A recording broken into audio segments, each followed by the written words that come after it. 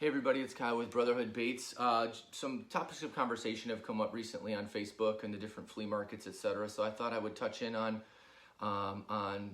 tool protection and net protection. This is what we've kind of come up with that we use. It's cheap, it's easy, it's quick. We do have little kits available, but that's not the reason I'm coming to you. I'm coming to you because you can also do it yourself if you want. We use marine grade adhesive shrink tubing. And it comes in, like any shrink tubing, comes in a bunch of different sizes. So you can use to protect your valuable tools. And we partner them with our rod leashes because they work very well, in protecting your tools, right? And the topic of conversation that came up was about how to protect their net. So this is what we do. So they make 3-inch shrink tubing marine grade. Has an adhesive in there that when it heats up, it cures and bonds to the item underneath.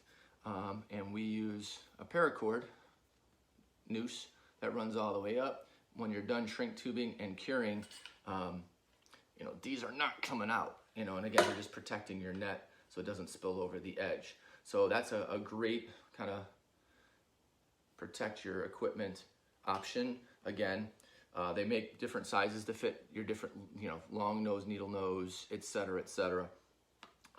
You can find that on eBay, Amazon. You can find them easily anywhere you want to go. Again, like I said, we have kits available. Just PM us on our Facebook page. They're $5 or $6 depending on the amount of material. We're not making any money on them really. We're just trying to be able to provide them out there. So just something we have available at Brotherhood. If you don't want to go out and buy bulk of everything, hit us up. The only thing that you need is a heat gun. Don't use an open flame or a torch. It will work technically, but trust me, it's too much focalized intensive heat. You'll melt right through, and then you kind of wasted that material. So heat gun is pretty safe. You can't really overdo it unless you try really hard. One other thing that I wanted to talk to you about too is there was a post the other day, I think on one of the discussion pages or one of the Facebook pages about water safety, water temperature, releasing fish in warmer water. Again, we want to protect the fish. We're all in advocacy of that. If you're kind of questionable on surface water temperature and you want to try to get the fish down to cooler water, which doesn't take much, you can get pretty cool water really quickly. There was like a little harness, looked like a bottom bouncer with some weight on it that you could put in the fish's mouth to get them down. I have a buddy that does this, and I've seen it on dozens of occasions, and it works great. He uses a boga. I know bogas are kind of a controversial tool. I'll be honest with you. I've been introduced to them and using them in a proper way, and I think they're an invaluable tool at the right time in the right place. Anyway, he uses the weight of the boga grip clipped to one of our leashes, and then he's able to drop that fish 5, 6, 7 feet down in the water column where the water temperature is dramatically different.